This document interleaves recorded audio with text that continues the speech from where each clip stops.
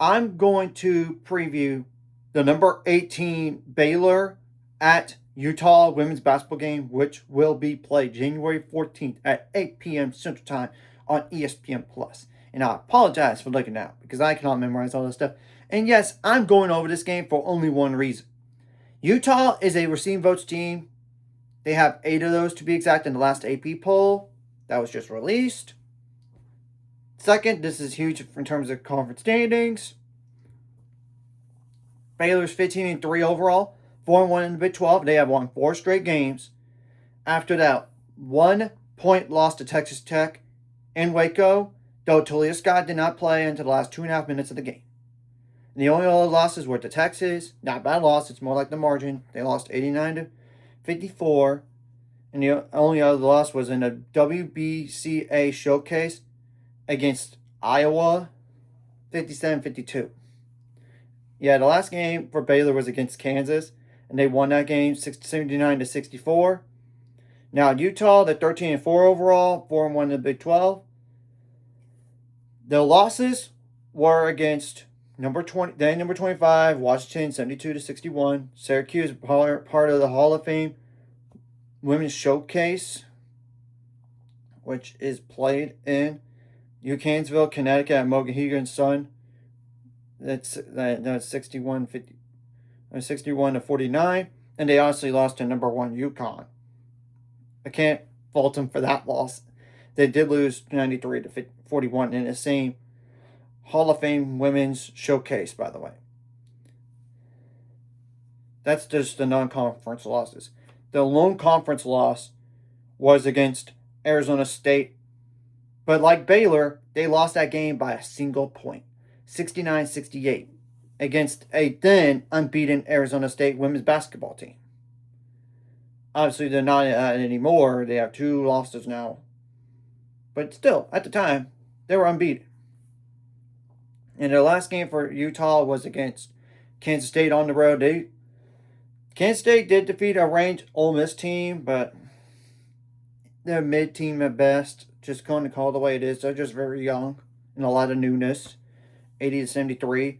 The game before, they did beat Kansas at Kansas 62-59, and that's coming off of a overtime win against then number 8 TCU, 87-77. So I'm already calling this game as dangerous for Baylor potentially, because if they could beat TCU, you better watch out.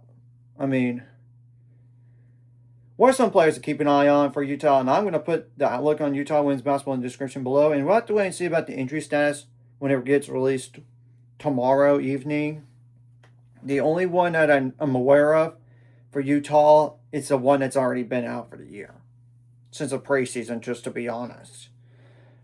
So, the first player to keep an eye on is Lonnie White, number 0, 6-foot guard that is a senior. 14.3 points per game. 40.7% on threes on 86 attempts. 86.4% on free throws on 44 attempts. Maddie Wilk or Wilkie or Madison Wilkie, Madison Wilkie, either way. Number 23, 5'10" guard as a senior. 10.4 points per game, 35.6% on threes on 101 attempts, 6'6" on free throws, 3.9 rebounds per game, 2.6 assists per game, 2.3 turnovers per game, 1.3 steals per game, 1.8 fouls per game. And there's Reese Ross, number 20, 6'1" forward. That is a junior, 10.1 points per game, 36.8% on threes on 38 attempts. Now 54.2% on free throws on 48 attempts.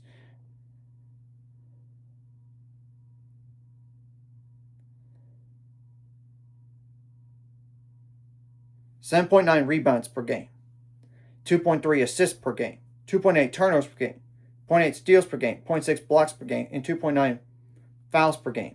This Kyra Evans, number 12, 6'3" forward as a junior, 8.4 points per game, 6'18" on threes, 42.1% on free throws on 19 attempts, 4.4 rebounds per game, 2.6 assists per game, 1.6 turnovers per game, 0.6 blocks per game, and 1.9 fouls per game. There's every Hegemstad, or HJELMSTAD. I apologize if I butchered that. Number 1, a 6'1" guard as a freshman. 7.5 points per game, 30.9% on threes on 97 attempts, 81.3% on free throws on 16 attempts, 2 rebounds per game, 1.1 turnovers per game. And there's L.A. Sneed, number 2, 5'6" guard as a freshman, 6.9 points per game, 31.4% on threes on 35 attempts, 24 for 40 on free throws, 2.4 rebounds per game, 3.7 assists per game, 2.2 turnovers per game, 1.3 steals per game, and 2 fouls per game. There's Brooke Walker, number 3, 5'9" guard as a sophomore, 6.2 points per game, 46.7% on threes, but that's on 15 attempts, 77.8% on free throws on 9 attempts, 3.6 rebounds per game, 2.6 assists per game, 1.8 turnovers per game, 0.8 steals per game, 1.3 fouls per game. And there's Evelina Otto, number 6, 6'2" Florida as a freshman, 4.8 points per game, 16.7% on threes on 6 attempts, 69.2% on free throws on 26 attempts, 4 rebounds per game, 1.3 turnovers per game, 1.4 fouls per game. And there's Grace Foster, I don't know how much she's going to really play.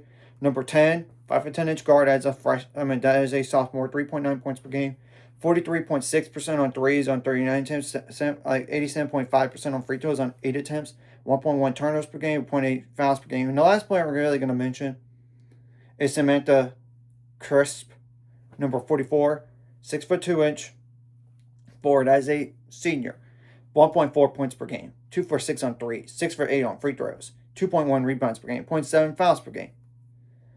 Whatever you did right last game, you got to bring this game. Whatever you did wrong last game, you got to correct. You got to make adjustments on the fly, both offensively and defensively, and be good in late game situations. You got to limit your foul trouble while getting them in foul trouble, especially to their key players in all this. You got to out-hustle the other team. You got to try to take away the crowd out of the game as much as you can and try to be resilient. I mean, you were down against Oklahoma State by 18 points. Then you narrowed that down, and then you got down by 19 in the same exact game, but you came back to win. Let's not try to put ourselves in a big of a pickle, but you get the point. Stay resilient if you're dealing with adversity.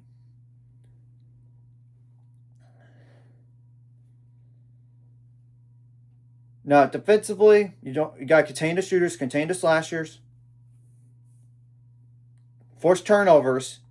Obviously, getting some block shots would help. You don't want to give them so many clean looks. You can't let them live at the free throw line either. You got to box out on free throws, obviously. You got to be good on your outbounds underneath, their own basket or side outbounds. You get the point there. Another thing across the board, I know there might be some questionable calls in the game, but you got to be a more mentally tougher team and make plays to win. Obviously, you want to try to contain the best players as much as you can. And you got to rebound the ball and they can box out. You don't want to certainly give up that many offensive boards like you did against Colorado the game before. I'm just saying. You don't want to do that in this type of game. You got to limit the second chance points. Points in the paint, so. Obviously, points at the free throw line, 3-point shooting, transition points, points out turnovers, and sometimes your best offense comes from your defense. So get some points out turnovers. Get some second chance points. Obviously, making some threes would really help. It's just about shot selection. Obviously, you got to take care of the ball, and you got to be good in those like clock management situations late in games.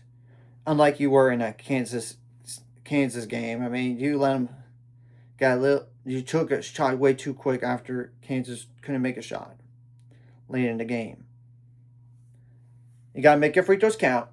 I mean, the free throws after all. But you got to do a good job on your side out bounds and inbounding the ball under your own scoring basket. You got to have your bench players step up in this type of game while eliminating their benches so much as possible. And honestly, having a Yu-Ting Dong step up in this type of game will really help. I know she didn't get into figures last game, but the game before, she was in double figures. And Markelle Johnson needs to do her role. And one of like Kyle Abraham, Kayla Nelms, and KJ or Kirsten Johnson needs to step up in this type of game. They really do. Obviously, having like Ella Brow available is huge in case she does need to play. We can. Same thing goes for Nez. It's just, I don't know about Nez playing in this type of game. But Ella, I would think, if she needs to play, she could play. I'm just saying. Now, obviously, Bugs needs to just continue what he's been doing recently. And hopefully Talia Scott does shoot the ball better. If nothing else, get to the free throw line and make shots. And obviously having Jenna step up, whether it's like assists, points, steals. And I know she probably wants to reduce the amount of turns that she did have last game with 5 of those. So we'll have to wait and see what happens from here. So anyways, if you like this content, hit the like, subscribe, and see you guys later on the Reddit. 8 unscribed scrolls ultimate goal is Nasmore. Some of my discourse like video, comment video really helps YouTube backgrounds so more people see us, and the videos help as well. So more people can watch it. If you're watching and not subscribe, hit subscribe button, hit the notification bell as well. And let's be road warriors, just like you were last time when you went on the road to Oklahoma State and Iowa State. You gotta carry that momentum that you've been having while eliminating Utah's momentum as much as possible. And I would not sleep on that Utah team because they beat TCU. Granted, it was in overtime, but still, a win against a top 10 team, they're dangerous.